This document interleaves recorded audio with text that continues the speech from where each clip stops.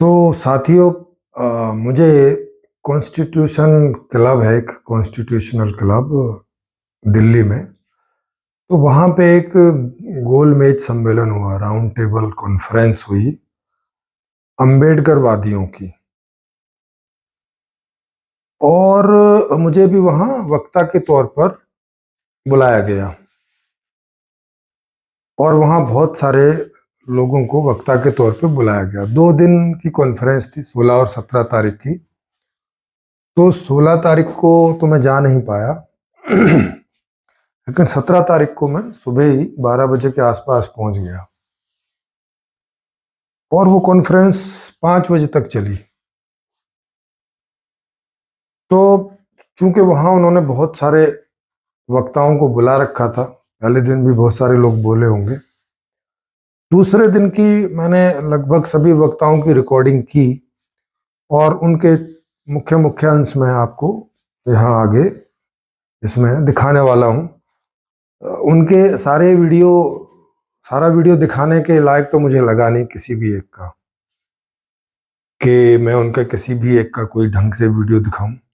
लेकिन पूरी कॉन्फ्रेंस को एक सार में समझाने के लिए मैंने वहाँ जितने भी 8-10 वक्ता थे उस दिन के, उन सब के अंशों को छोटे छोटे रूप में, मुख्य अंशों को इस तरह से करके दिखाया है कि कोई एक आदमी का पूरा अगर मैं स्पीच दिखाऊं तो वो सबकी मिला दो तो ऐसे ही थी, क्योंकि लगभग सब लोग उन्हीं बातों को बार बार बोल रहे थे। लगभग हर आदमी 2-3 मिनट तो इसी में खा जा रहा था कि अभिभावक को धन्यवाद, इनको धन्यवाद, जय अम्बेडकर जी की और इनकी और उनकी, ये इसी में 2-3 मिनट हर आदमी जो है खा जा रहा था। और कुछ उनके मुख्य मुख्य वक्ता जो थे वो आधा आधा घंटा, एक एक घंटा विषय को खींच गए। कोई लोग अपने बारे में बताने लगे कि उन्होंने, वो कोर्ट के वकील हैं तो उन्होंने जन लोगों के लिए क्या किया। कोई उन्होंने जो है फ्री में किन्हीं का केस लड़ा और उस केस की पूरी डिटेल बताई, और ऐसे आधा आधा एक एक घंटा खा गए। इसका परिणाम ये हुआ कि कई वक्ताओं को समय नहीं मिला बोलने का, जिसमें मैं भी एक रह गया। जबकि मुझे उन्होंने ये बोल के बुलाया था कि आपको अच्छा ठीक ठाक समय मिलेगा अपनी बात रखने के लिए, लेकिन नहीं मिल सका। तो खैर मैं तो वहाँ नहीं बोला, लेकिन उसका लब्बो लुबाब मैं आपको यहाँ पे उसकी समीक्षा करूँगा। तो पहले आप उन लोगों के छोटी छोटी मैंने कटिंग डाली है, लगातार 15-20 मिनट की होगी सबके मिला के, उनके वक्तव्यों को सुनिए कि ये लोग इन वक्तव्यों के आधार पर चाहते हैं कि ये कोई बड़ा फेरबदल कर दें राजनीति में, कोई संसद में पहुंच जाएं राजनीतिक रूप से, या जो SC ST OBC के लोग हैं वो इनके साथ आ जाएं। इनकी इन बातों से आ जाएंगे क्या, आप बताओ। तो सबसे पहले आप इनकी इन बातों को सुनिए और फिर मैं इनकी एक एक करके इनकी समीक्षा करता हूँ। मैंने कुछ पॉइंट यहाँ पे नोट किए हैं, उसके आधार से मैं इनकी फिर एक समीक्षा करता हूँ कि भला इससे क्या क्या कुछ हो सकता है भला, और परिणाम सामने ही है, कुछ हो नहीं रहा है जी। ऐसी जगह है जो यहाँ से पूरे देश को आवाज पहुंचाने का काम करती है। तो सम्मानित हमारे सभी पिता तुल्य बुजुर्गों लोग, आज इस देश का सबसे बड़ा चोर भारत का प्रधानमंत्री, जिसने सारी चीज़ों को बेचने का काम किया है, लेकिन आपको ये भी मालूम होगा खरीदने का इसने क्या क्या काम किया है। अगर सारी मशीनरी बेच डाली तो खरीदने का भी काम किया है। खरीदने का काम ये कर दिया इन लोगों ने कि जिसको बर्बाद करना है तो CD CID और जो है SBI सारी चीज़ें लगा के उन्हें खरीद कर और उस व्यक्ति को बर्बाद करने का काम किया जाता है। उसके पीछे CID लगा दो, उसके पीछे तमाम यंत्र ऐसे लगा दो, उसको बर्बाद कर दो, वो कुछ कह ना पाए, अपने अधिकारों की लड़ाई लड़ ना पाए। यदि हमारा नेता कोई अपनी आवाज़ बुलंद करना चाहता है तो उसके प्रति तुरंत कोई ना कोई आरोप लगा दिया जाता है। हमने बहुत ही करीब से डॉक्टर उदित राज जी को देखा, उनके साथ भी मैंने काम किया। ताल कटोरा स्टेडियम यही दिल्ली में हम लोग एक साथ 15 दिन बिताए और उस समय उनका नाम दूसरा होता था, कहा जाता था उनको आज डॉक्टर उदित राज, तब उनका नाम होता था डॉक्टर रामराज नाम से जाने जाते थे। ताल कटोरा स्टेडियम में इन्होंने बौद्ध धर्म ग्रहण किया, वहीं पर सर घुटाने का काम किया, आज उन्हीं के गोदी में खेलने लगे। कितने ऐसे लोग हैं जो मैं देख रहा हूँ कि आज उन्हीं के गोद में खेलने का काम कर रहे हैं। अरे मिशन वो चीज़ है कि मिशन के आगे कभी फूल नहीं मिलते, कांटों के सिवा कोई चीज़ नहीं मिलती है। यदि मिशन का काम करना है तो कांटों पर चलना पड़ेगा विजय भैया। जैसे हमारे बड़े भाई साहब ने आज इतना मेहनत करने के बाद आज ये ऐतिहासिक कार्यक्रम हो रहा है, जिसके माध्यम से इस राउंड टेबल कॉन्फ्रेंस के माध्यम से पूरे देश में आवाज़ जा रही है।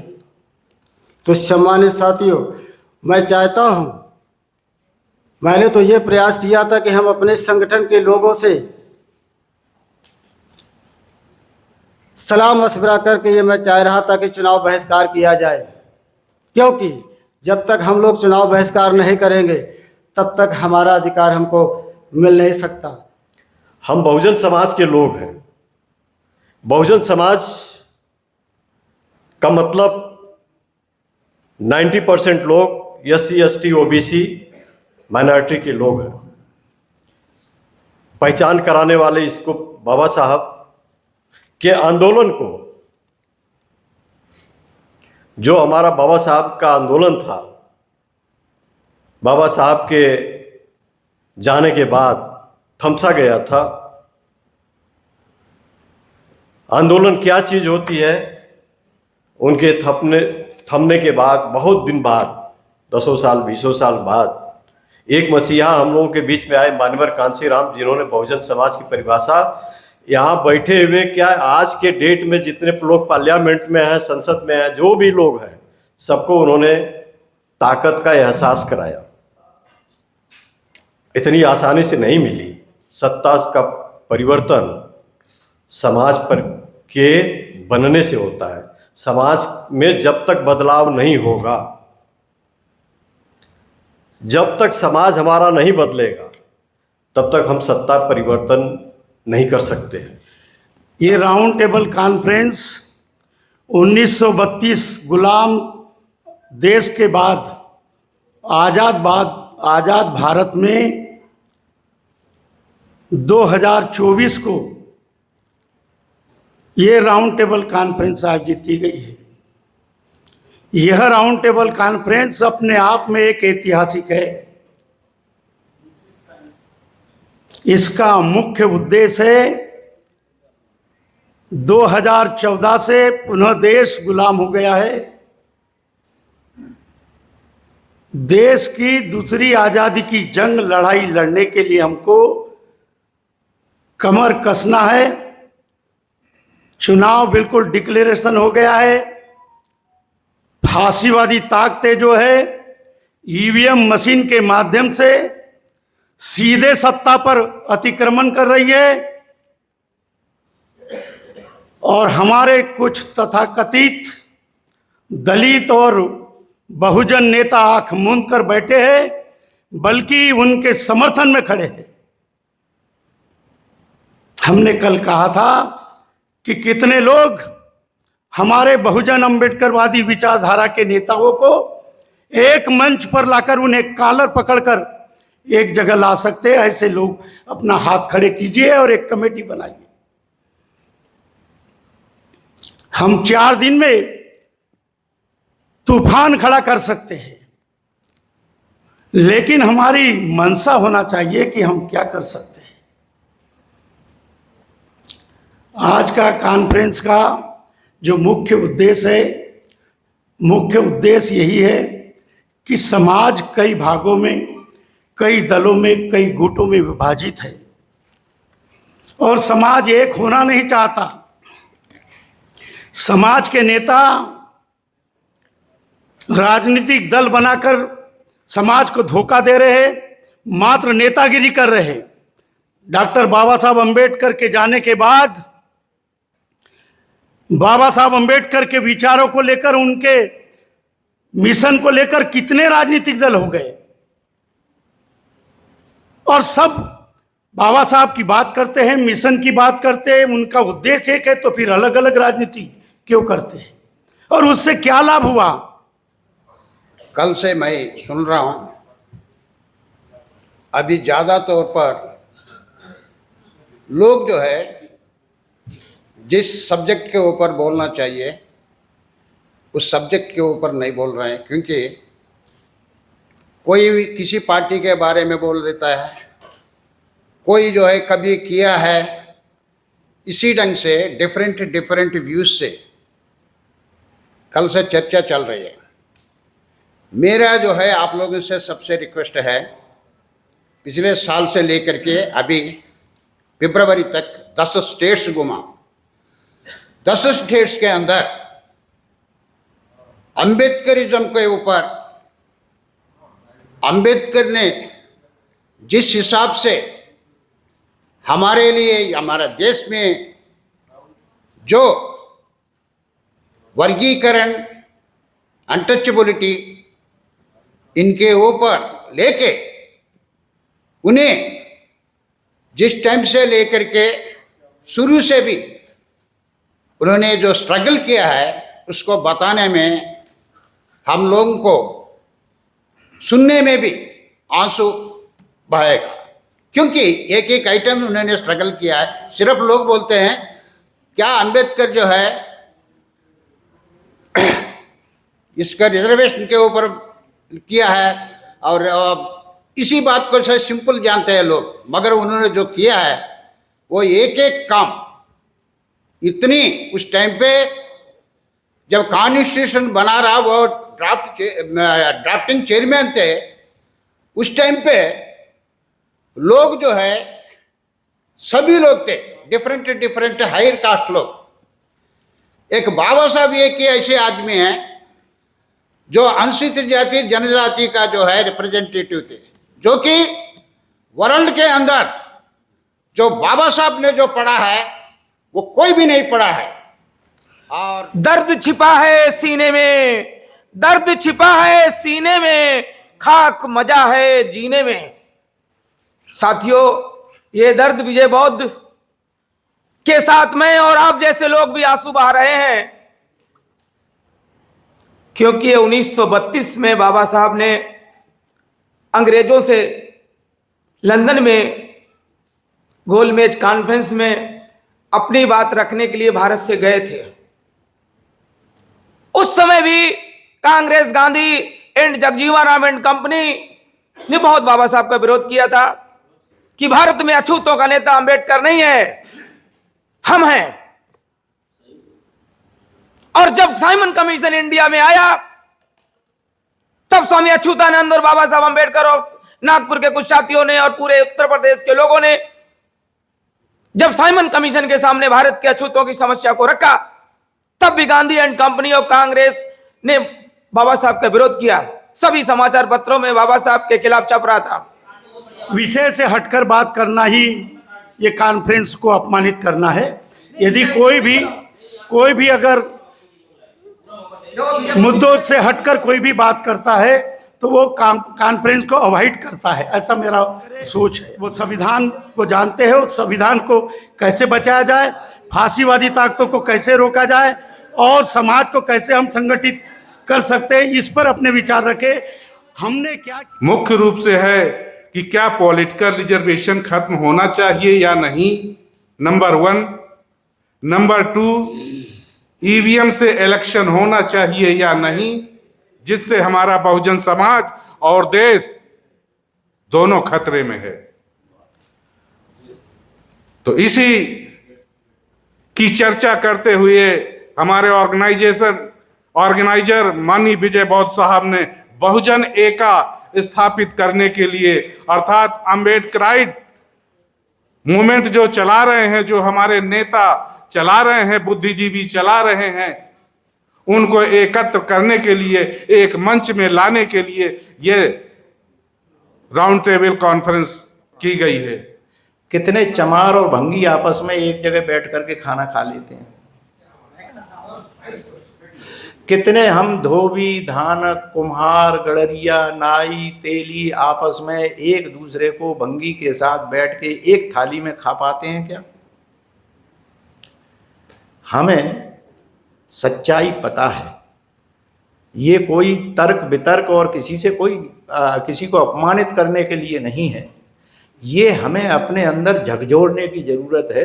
और ये जो 2 महीने हैं, आप कुछ नहीं कर सकते, एक काम कर सकते हो। यहाँ कम से कम मैं समझता हूँ 60-70 लोग बैठे, हम ये संकल्प ले लें कि हम 10 आदमियों को जो हमारे अपने समाज के हैं, जो हमें लग रहा है कि विचलित हैं, क्योंकि हमारे यहाँ जाति के नाम से वोट कटता है, और विशेषकर चमार, भंगी, धोबी, इनका तो वोट आपस में एक दूसरे के विरोध में ही जाता है। क्यों जाता है? क्योंकि हम एक दूसरे को सम्मान की बात नहीं करते, एक दूसरे को सम्मान से देखते नहीं, सम्मान से बिठाते नहीं। तो अपन एक काम कर सकते हैं, यहाँ से बाहर निकलें, अपने अड़ोस पड़ोस में जो भी रह रहा हो अपना, जिससे अभी तक नहीं नमस्ते की हो, उससे नमस्ते करना शुरू करें। कि न्यायपालिका में पिछड़े वर्ग की अनुपातिक हिस्सेदारी सुनिश्चित कैसे हो, इस मुद्दे को लेकर के एक हम लोगों ने राउंड टेबल कॉन्फ्रेंस आयोजित की थी और उसमें सभी वर्ग के लोगों को बुलाया था। काफ़ी लोग उसमें आए थे, सभी लोगों ने अपने विचार रखे थे। और महत्वपूर्ण जो एक चर्चा का निचोड़ आया था कि आज हम जुडिशरी में देखते हैं कि हमारे लोग हाई कोर्ट में जजेस नहीं हैं, सुप्रीम कोर्ट में जजेस नहीं हैं, लोअर जुडिशरी में हमारे जजेस हैं, क्योंकि वहाँ रिजर्वेशन है। तो बात ये आती है कि क्या हमारे अधिवक्ता हैं इस अनुपात में? आज हमारी आबादी मध्य प्रदेश के संदर्भ में लगभग सभी अखबारों ने, नेशनल अखबारों ने प्रकाशित किया है कि 16% आबादी एससी की है और 21.5% आबादी एसटी की है और 51% आबादी अन्य पिछड़े वर्ग की मध्य प्रदेश में है। और ये टोटल आबादी मिला के लगभग 88-89% आबादी मध्य प्रदेश में एससी, एसटी, ओबीसी की है। हम लोग को क्या स्टेज गजाने से कुछ क्रांति नहीं होगी साहब, ग्राउंड रूट पे चल के काम करने पड़े। अभी एक छोटी सी बात करता हूँ बस, फिर मैं विराम देता हूँ। तो विपश्यना के बारे में मैंने बताया साहब, अगर 2 मिनट नहीं, माफ करिए, नहीं, आप आगे मत, आप गुलाम बनाने की बात मत करिए। सुनिए, आपको बोलने नहीं दूंगा मैं। विपश्यना की बात नहीं करेंगे, आप गुलाम बनाने की बात नहीं करेंगे। आप यहाँ विपश्यना की बात करेंगे, बहुत एकदम। अरे मैं संविधान को कैसे बचाएगा उसके बारे में एक शब्द नहीं बोलते आप लोग। कैसे समाज को संगठित करेंगे, कैसे विरोध करेंगे, ये नहीं बोलते आप लोग। अरे 10 आदमी, आप बैठिए, आप बैठिए। आपने विपश्यना का यहाँ कैसे ला दिया? यहाँ जो सब्जेक्ट था उस पर नहीं बोलने दे रहे आप बैठ जाइए।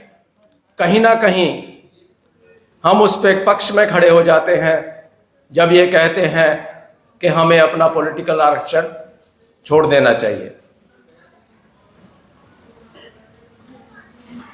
इसका फायदा नहीं होगा, या जो हमें रिप्रेजेंटेशन इस आधार पर मिलता है वो रिप्रेजेंटेशन हमारा खत्म हो गया है। ये पूना पैक्ट लागू करते समय ही बाबा साहब ने कह दिया था कि जो 2 वोट का अधिकार था, सेपरेट इलेक्टोरेट था, उस सेपरेट इलेक्टोरेट को हमसे छीनकर हमें, हमारे समाज को प्रतिनिधित्व विहीन कर दिया है। हम लोग देश प्रेमी है, संविधान प्रेमी है, और संविधान में बाबा साहब ने आरक्षण दिया है। जो मिला उसको भी हम खोना चाहते हैं, बढ़ाओ उसको। जो नहीं बाबा साहब को मिला वो मांगने की कोशिश करो। पूरा आरक्षण 100% होना चाहिए, जिसकी जितनी संख्या है उसके हिसाब से। ओबीसी को भी पॉलिटिकल रिजर्वेशन मिलना चाहिए। तब आप लोग यही कह रहे हैं 2-4 जो मैंने सुना कि बुद्धिजीवी ने बड़ा धोखा दिया, उसी में से मैं भी हूं। मैं भी तो धोखा दे ही रहा हूं सबको, और उसको सुधारा कैसे जाएगा धोखाबाजों को। लेकिन दूसरी भी विचारधारा है बहुत सच कि उन्हीं बुद्धिजीवियों के बल पे जो है मान्यवर कांसीराम ने बॉम्ब सेफ भी बनाया था। DS4 जब बना था उसके बाद जो है DS4 चलेगा कैसे? वो बाम सेब से चलेगा, पैसा वहां से आएगा, संगठन यहां से चलेगा। तो ऐसी चीजें, विरोधाभासी चीजें नहीं होनी चाहिए। कहते हैं ना कि जाके पांव फटे बवाई ताका जाने प्रीत पर आई। जिसके पैर में जो है वो फटेगी नहीं, लकीर नहीं होती है, उसको क्या जानेगा कोई कि हाँ भाई दर्द क्या चीज होता है। और बड़ा लेट सर आपने वो किया, ये तो बहुत पहले होना चाहिए था। अब मुझसे क्या उम्मीद करते हैं ये बताइए। आप कह रहे हैं कि संविधान बदलना चाहिए, अरे संविधान नहीं बदलना चाहिए। और आप ये भी कह देंगे कि भाई भाषण मत दीजिए, एजेंडे पर बोल दीजिए। दोनों जगह आप वही ला करके खड़ा कर दिए, मुझे कह रहे हैं आप इस पे बात करिए। बड़ा गड़बड़ मामला है। और दूसरी चीज, जब आप ये कहते हैं तो मैं तो कहता हूं कि 1871 में पहली जनगणना हुई थी, और उस समय आपको इतिहास जानना चाहिए कि उस समय जो 1871 नहीं 1877-69 में बंगाल में जितना बड़ा आंदोलन हुआ था, इतना बड़ा आंदोलन हुआ था इस बात के लिए कि हम हिंदुओं के हिस्सा नहीं हैं। और हम हिंदुओं के हिस्सा नहीं, हमारी गिनती अलग से होनी चाहिए थी, और उनकी अलग से गिनती हुई है। इतिहास तो हम लोगों को भी पढ़ना चाहिए। बड़े पीछे जाइए सर, आपका इतिहास इतना कमजोर नहीं है कि एक दिन में कोई तोड़ देगा। और दूसरी चीज मैं कहूं, आप बुरा मानते रहिए। आपका इतिहास जब आप शुरू करते हैं तो 1932 के पहले नहीं पढ़ते हैं। 1932 को लैंडमार्क बना देते, यही जजमेंट है फाइनल। इसके आगे कुछ नहीं था, इसके पीछे कुछ नहीं है। और उसी जो 1932 का जो पूना पैक्ट जिसको लेके आप रगड़ा मारते हैं, उसी को मान्यवर कांसीराम कहते हैं। चमचा युग वहीं से शुरू हुआ है। क्यों आप लोग कंफ्यूज क्यों कर रहे हैं समाज को? क्यों भ्रमित कर रहे हैं कि एक तरफ उनको खड़ा कर देते, एक तरफ उनको खड़ा कर देते, लड़ो दोनों आपस में, हम नेता बन गए। 5 आदमी मेरे पास खड़े हो गए, मैं राष्ट्रीय अध्यक्ष हूं। सुझाव मांगा गया था, किसी आपने सुझाव नहीं दिया। आप अंबेडकर राइट का अपमान कर रहे हैं। आप देखिए, जवाहरलाल नेहरू यूनिवर्सिटी में प्रोफेसर होंगे आप। हाँ, आप इस तरह से बेतुकी की बात नहीं कर सकते। आप इस तरह से ये मूर्खता की बात की है आपने। अब अपने घर जो वोट मांगने के लिए आएंगे ना, उन पार्टी के लोगों को ये कहेंगे कि आप संविधान को बचाओगे, ये अपन प्रश्न पूछेंगे और उन्हीं का वीडियो बना बना के अपन को वायरल करना पड़ेगा। क्योंकि अब चुनाव की घोषणा होगी, हम ईवीएम वगैरह नहीं तोड़ सकते हैं, है ना। और जिस शख्सियत ने इतना बड़ा आयोजन किया, कहाँ से लोगों को बुलाया, मैं पाकिस्तान बॉर्डर से, है ना, सांचौर जिले से बड़ी मुश्किल से चल के आया हूँ कि दिल की दोस्ती करनी पड़ेगी। अगर वो छोटा बड़ा दुश्मन कहीं कमजोर है, अगर हमारा अपना आदमी मजबूत है तो हमें वहां भी देना। और दूसरी बात, आज किसी की बुराई करने का समय नहीं है। कौन किस पार्टी ने क्या किया, मेरे भाई ने क्या किया, मेरे पापा ने क्या काम करा, क्या किस धर्म ने क्या करा। आज जाति धर्म को दूर करने के बाद समता मूलक समाज में अपनी बात को पहुंचाने का समय है। जितने 70 लोग हैं ना, 1-1 करोड़ का नुमाइंदगी करते हैं।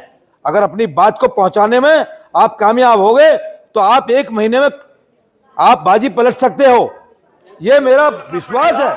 हमें जानना पड़ेगा कि जिस समाज की, मान्यवर काशीराम ने कहा था कि जिस समाज की गैर राजनीतिक जड़ें कमजोर होती हैं, वो समाज कभी भी राजनीति में उच्च स्तर पर नहीं आ सकता। हम लोग कमजोर इसलिए हैं साथियों, राजनीतिक रूप से, क्योंकि हम इकोनॉमिकली बहुत ही कमजोर हैं। और एक प्रोफेसर है श्रिया अय्यर, जो स्वरपल्ली राधाकृष्णन थे हमारे, उनकी रियल पोती है। उन्होंने एक बुक लिखी है, the economics of religion in India, Harvard institute publication की बुक है। उसमें उन्होंने बताया है कि आर्ग्यूएबली गोधरा कांड गवर्नमेंट के द्वारा करवाया गया था। और इस किताब में लिखा हुआ है कि इस बुक को वो ना पढ़े जिसको हार्ट अटैक हो सकता है। और आपको सुन के बहुत अच्छा लगेगा कि वो ब्राह्मण होते हुए उसने कहा है कि जो बहुजन समाज है, इनके ऊपर अत्याचार होता है, इनके दंगे करवाए जाते हैं, सारे ये मंदिरों के थ्रू होते हैं। तो हमें जानना पड़ेगा कि ये लोग हमें भ्रमित करते हैं कह के कि अगर मंदिरों के अंदर पावर होती तो लोग एमएलए और एमपी नहीं बनते। ये स्टेटमेंट बिल्कुल गलत है। इनको सारी पावर मंदिरों से ही मिलती है, मंदिरों से इनको करोड़ों अरबों रुपए मिलता है। वो पैसा ये पॉलिटिकल पावर भी यूज करते हैं, फिर पॉलिटिशियन इन मंदिर वालों को पैसा देता है, इनका गिव एंड टेक होता है। जो यूपी का चीफ मिनिस्टर है वो पहले मंदिर में ही था, आज वो चीफ मिनिस्टर बना है, लेकिन फिर भी वो भगवा कपड़े पहनता है। तो मेरे अब उस चर्चा में ये लोग क्या बोल रहे हैं? विजय बौद्ध जी थे जिन्होंने इस चर्चा का संचालन किया और इसको 2 दिन का वहां पे इतना पैसा भी खर्च किया होगा और समय भी लगाया और इतने सारे लोगों को बुलाया, अरेंज किया। काफी कुछ मेहनत लगती है कोई चीज को करने में, लेकिन उसका परिणाम क्या रहता है? वही ढाक के 3 पात। यहाँ पे लोगों ने जो मोटा मोटा करके बोला वो ये बोला कि भाई 75 वर्षों में इस संविधान की सहायता से लोग समाधान को प्राप्त ढंग से नहीं कर सके, है ना। अभी तक फाइट जारी है। उस संविधान को ये बचाना भी चाहते हैं और उसने 70 सालों में इन लोगों को किसी बहुत ढंग की, किसी सेफ स्थिति में पहुंचाया भी नहीं, किसी सुरक्षित स्थिति में नहीं पहुंचाया। ऐसा नहीं है कि कुछ भी नहीं किया है। जो आरक्षण वगैरह मिले राजनीति में और जॉब में और उधर में, उनसे कई लोगों को फायदा हुआ इनके उसमें। जो अगर नहीं होता तो नहीं मिलता, वो अपनी जगह है। पर वो इनकी जितनी संख्या है और जितनी वो है, उसमें वो ऊंट के मुंह में जीरा जैसा है। मतलब उसे कोई बहुत बड़ी उपलब्धि नहीं कहा जा सकता 70 सालों की, है ना। तो ये बात इनमें से कई लोगों ने बोली। अच्छा, 2014 से जब से मोदी जी राजनीतिक सत्ता में आए हैं सेंटर की, तो इन्हें ऐसा लगता है कि हालांकि मोदी जी ओबीसी संप्रदाय से हैं, उधर बैकवर्ड कास्ट से, जिनको ये इकट्ठा करने की बात कर रहे हैं, SC ST OBC को। तो इनका कहना है कि जब से 2014 आ गया, जब से देश गुलाम हो गया है इनके लिए, और कह रहे हैं कि दलित, इनके जो नेता, कुछ दलित नेता बने भी हैं रिजर्वेशन की वजह से, क्योंकि राजनीतिक सीटें कई रिजर्व रहती हैं SC ST के लिए, तो उसमें पता नहीं शायद 33% या कितनी है। तो और कुछ नेता ऐसे भी पहुंच जाते होंगे जनरल के कोटे में। तो जो भी है 30, 35, 40% जो नेता इनके पहुंच जाते हैं SC ST OBC के, तो कह रहे हैं कि वो नेता इन कांग्रेस बीजेपी पार्टियों को आंख मूंद करके इनको फॉलो करते हैं। अब इस पर भी ये नहीं सोच रहे हैं कि भाई वो इन्हें क्यों फॉलो करते हैं, जबकि 35% नेता तो बहुत बड़ी संख्या होती है। वो चाहें तो किसी सरकार को गिरा भी सकते हैं एक तरफा, क्योंकि बीजेपी और कांग्रेस में दोनों के अगर एकजुट हो जाएं, भले वो पार्टी कैडर से जीत के गए वगैरह वगैरह, लेकिन दोनों ही एकजुट हो जाएं तो कुछ कर सकते हैं। लेकिन वो नहीं करते। क्यों नहीं करते?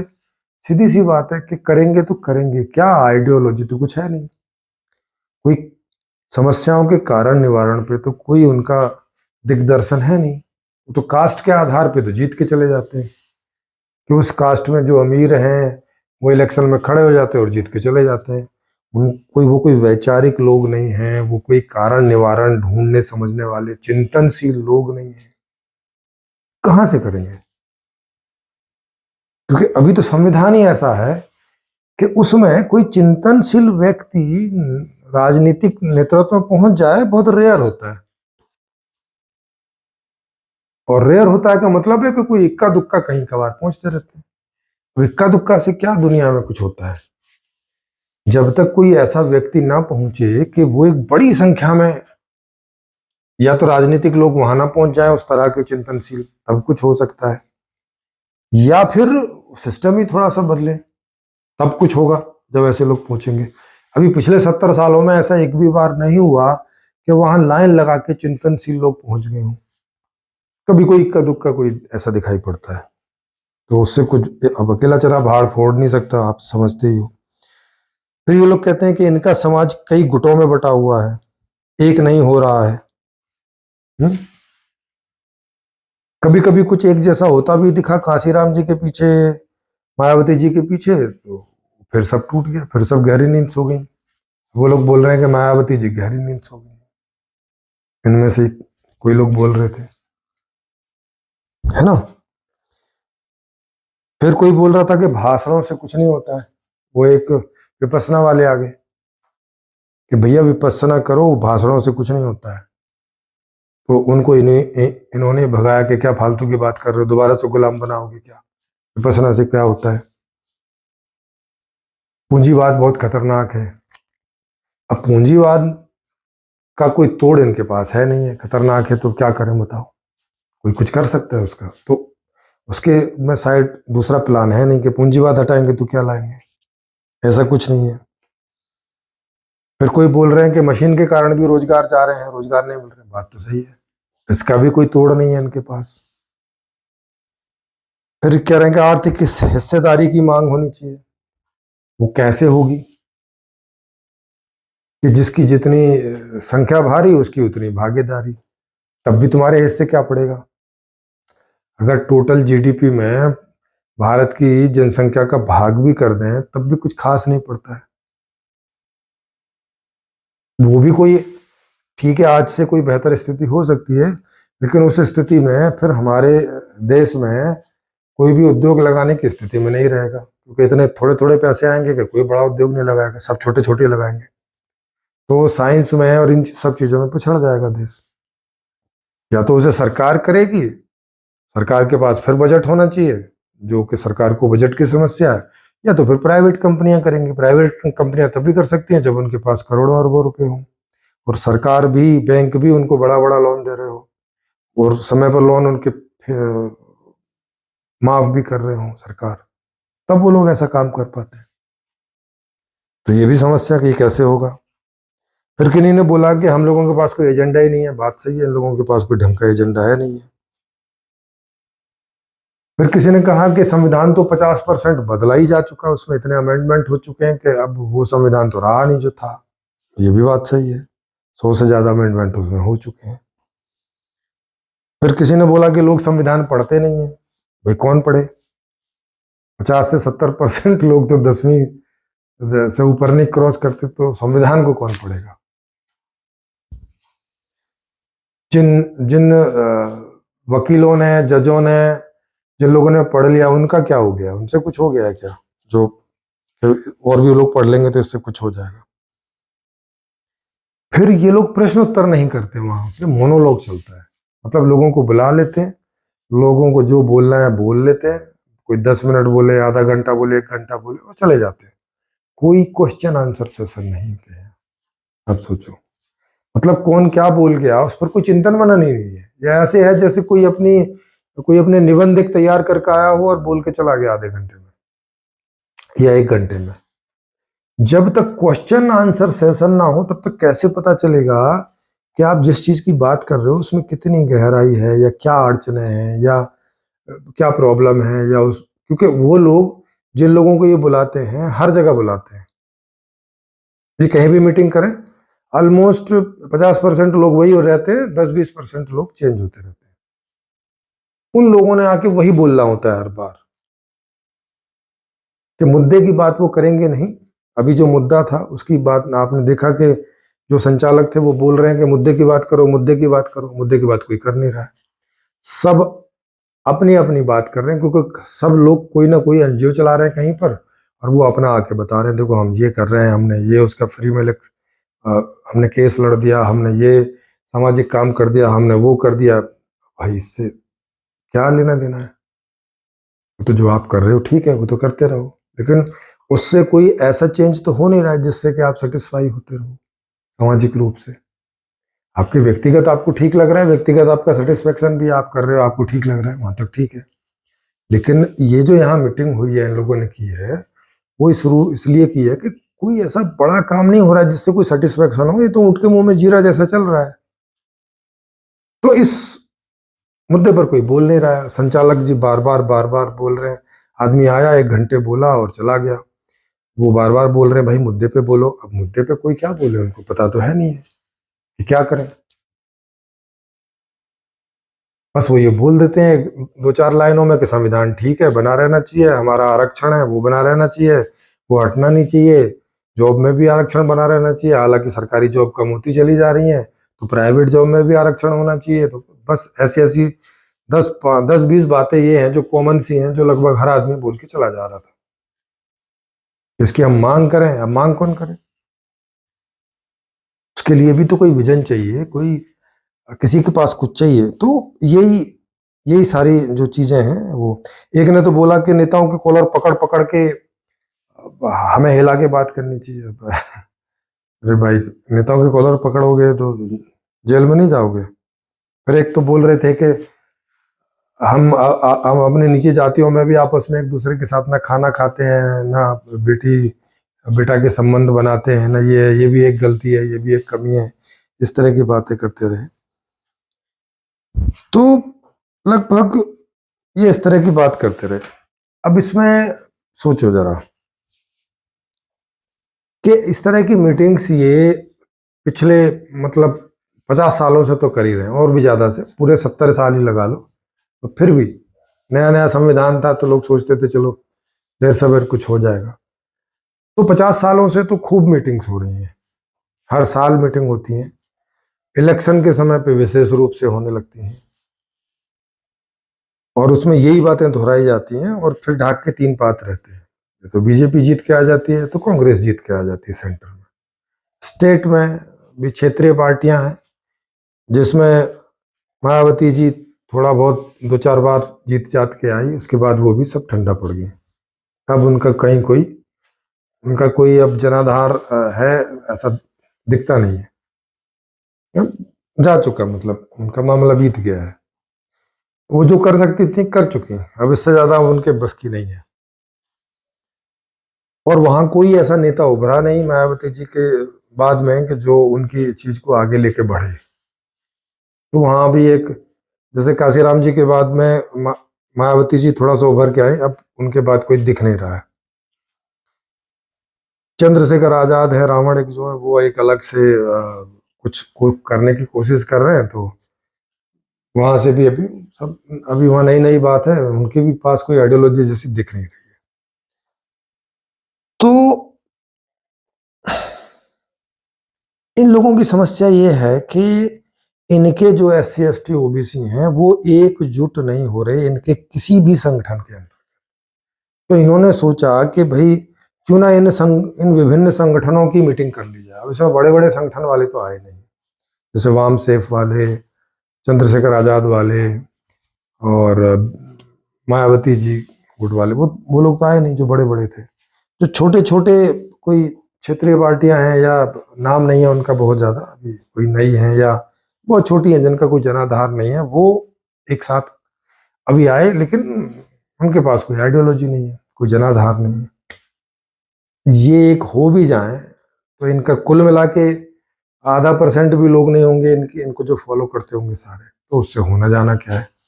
कह रहे इलेक्शन जो है वो सिर पे है इलेक्शन, और इनको ऐसा लग रहा है कि अब 2024 में अगर मोदी जी जीत गए तो अब आगे फिर ये पूरा संविधान ही बदल देंगे, मनुवाद ले आएंगे, मनुस्मृति का शासन आ जाएगा, इस तरह का कोई संविधान आ जाएगा। ऐसी वो बात सोच रहे हैं और परेशान हो रहे हैं।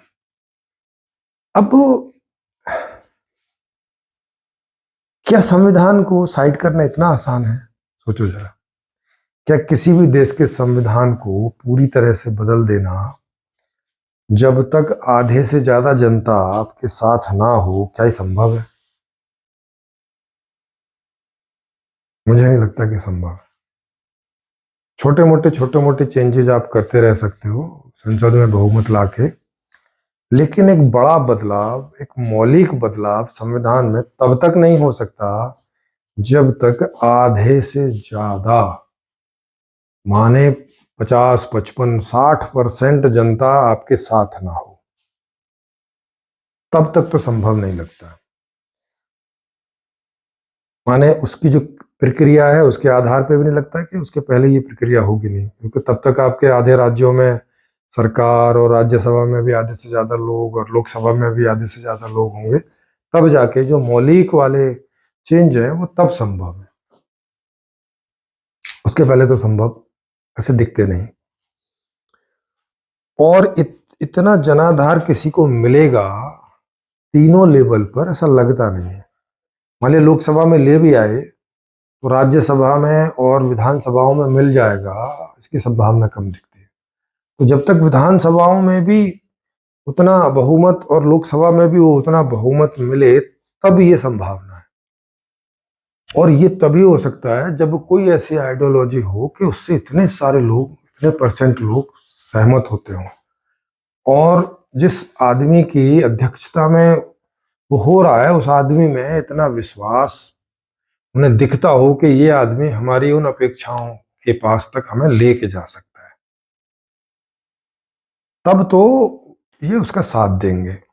और उसको भी फिर समय देते हैं सब लोग के, भाई ठीक है 1 5 साल, 2 5 साल, 3 5 साल, 3 टर्म, 4 टर्म, इससे ज्यादा भारत की जनता देगी, इससे ज्यादा समय देगी, इसकी संभावना कम है। क्योंकि बूढ़ा होकर आदमी प्रधानमंत्री बनता है, जैसे मोदी जी हैं, वो बूढ़े होके तो प्रधानमंत्री बने हैं। 2 टर्म उनके ऑलरेडी हो चुके हैं, 10 साल खींचतान के। अभी तीसरा टर्म अगर वो करेंगे भी तो इतने बूढ़े हो जाएंगे कि मुझे नहीं लगता कि फिर वो उनमें क्या बात बचेगी, ये तभी पता चलेगा। क्योंकि 5 साल बहुत होते हैं इस उम्र में। 70 के वो 70 के ऊपर हो चुके हैं ऑलरेडी, है ना। तो 70 प्लस के ऑलरेडी हैं, शायद 72 के, इस तरह से करके, और अब 80 के नज़दीक पहुंच जाएंगे अगर ये वो टर्म भी उन्हें मिल जाता है, पूरा कर लेते हैं तो। आइडियोलॉजी मोदी जी ने भी कुछ रखी नहीं है ऐसी, और मनुवाद की जैसी कोई चीज वो लेके आएंगे ऐसा अभी तक कोई संकेत नहीं है। बीजेपी के छोटे भैया नेता जो हैं वो कुछ भी बोलते रहते हैं, तो वो एक अलग बात है।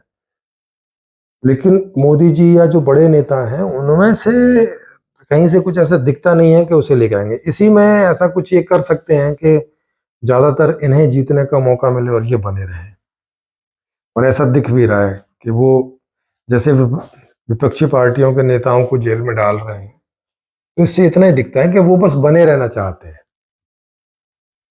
शासन में बने रहना चाहते हैं, और बने रहना चाहते हैं इस आधार पे, क्योंकि आइडियोलॉजी में तो उन्हें भी अपने में दम नहीं लग रहा है। अगर उन्हें अपनी आइडियोलॉजी में दम लग रहा होता, या उनकी आइडियोलॉजी से उन्हें लग रहा होता कि इतने हम लोगों को आकर्षित कर लेंगे कि उस आधार पे हम ले आएंगे, वो उनको दिख नहीं रहा। 10 साल हो गए उन्हें, 10 साल बहुत बड़ा टाइम होता है। 10 साल में अब कोई आइडियोलॉजी मोदी जी की ऐसी तो बची नहीं है कि जो लोगों तक पहुंची ना, पहुंच चुकी है। उसमें जितना आकर्षण होना था हो चुका, पर इतने से इनको लग नहीं रहा है कि ये इससे हम बार बार रिपीट कर लेंगे। इसलिए वो विपक्षी पार्टियों को ये इनके इन प्रकार उन्हें कमजोर करने का, उन्हें दबाने का, वो इलेक्शन ना लड़ सके ढंग से, वगैरह वगैरह, ऐसी कई प्रकार की कोशिशें कर रहे हैं। तो इससे समझ में आता है कि वो भी कोई बहुत ढंग की स्थिति में है नहीं है बेचारे, वो भी सर्वाइविंग मोड जैसे में ही लग रहे हैं। तो एक अच्छी आइडियोलॉजी का अकाल पड़ा हुआ है, ऐसी आइडियोलॉजी नहीं मिल रही है, एक ऐसा तरीका नहीं मिल रहा है, या एक ऐसा नेता नहीं मिल रहा है जिसके पास में ऐसी नीतियां हों कि वो नीतियां लोग सुने और उन्हें लगे कि हाँ यही तो चाहिए था। इस तरह का कुछ लग नहीं रहा है। तो जब तक नहीं लग रहा है, जब तक ऐसे ही है कि भैया चलो अंधों में खाना राजा से ही, तो अब जो है उनमें से जो ठीक थोड़ा बहुत दिखता है, जिसमें आशा जगती है, उसको वोट दे के और प्रधानमंत्री या मुख्यमंत्री इत्यादि की सीटों तक पहुंचा देते हैं लोग।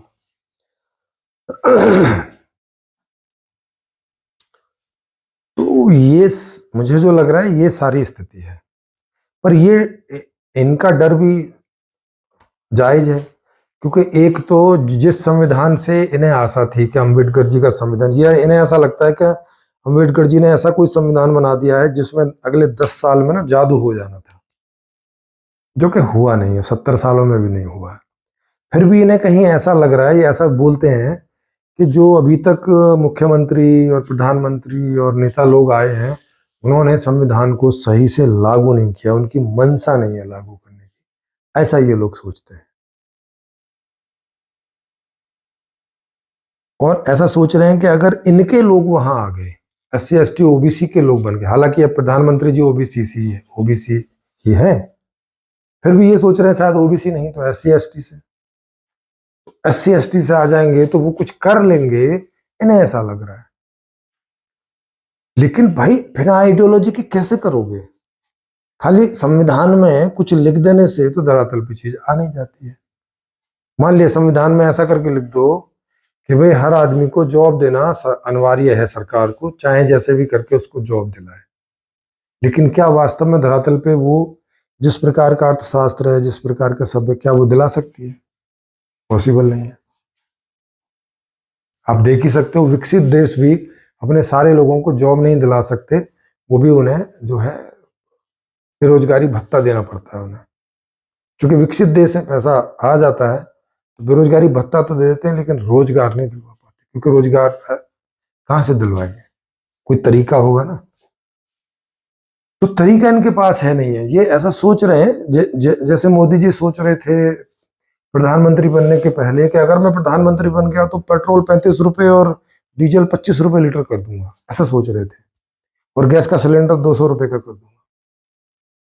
लेकिन जब प्रधानमंत्री बने तो उन्हें समझ में आया कि ना, सिलेंडर तो 1000 रुपए के ऊपर होना चाहिए, पेट्रोल तो 100 रुपए के होना चाहिए, डीजल 100 रुपए के ऊपर होना चाहिए।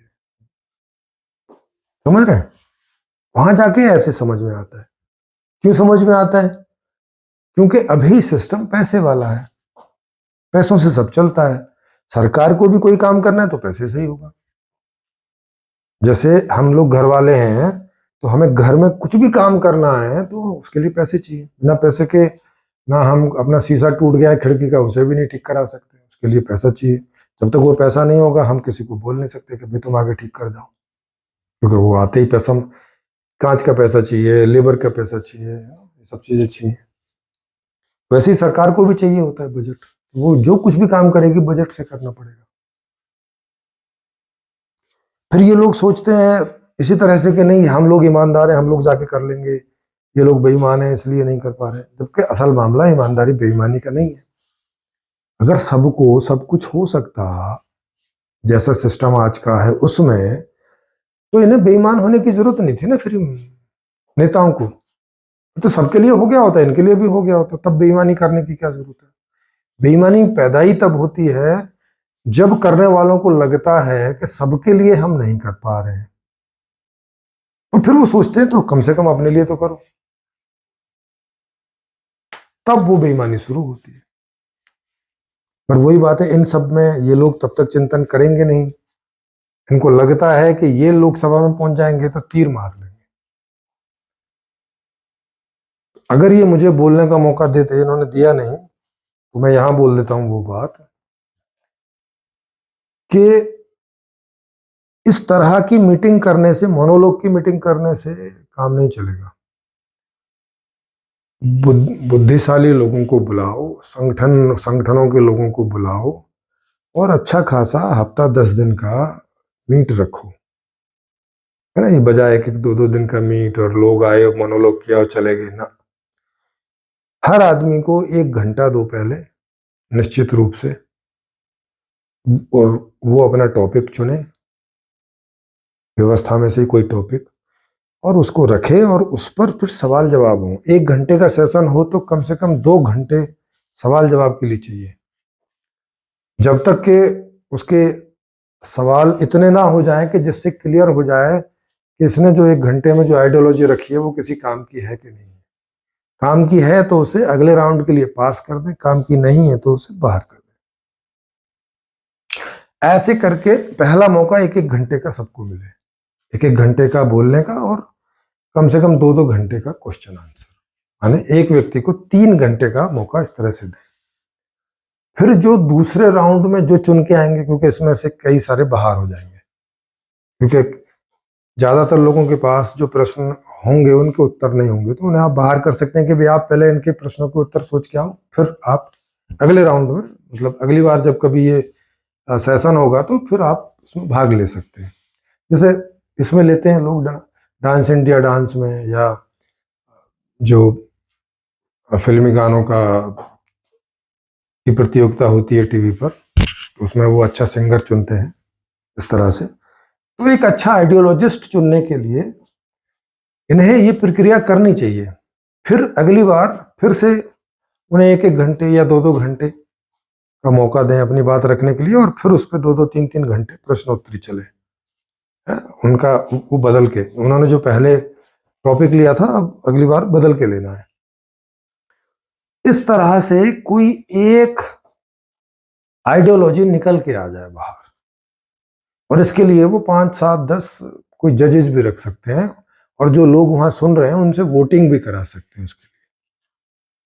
तो ज्यादा स्पष्टता से पता चल जाएगा कि भाई किसकी आइडियोलॉजी में ज्यादा जान है, किसकी आइडियोलॉजी को जज पास कर रहे हैं और किसकी आइडियोलॉजी को लोग ज्यादा पसंद कर रहे हैं।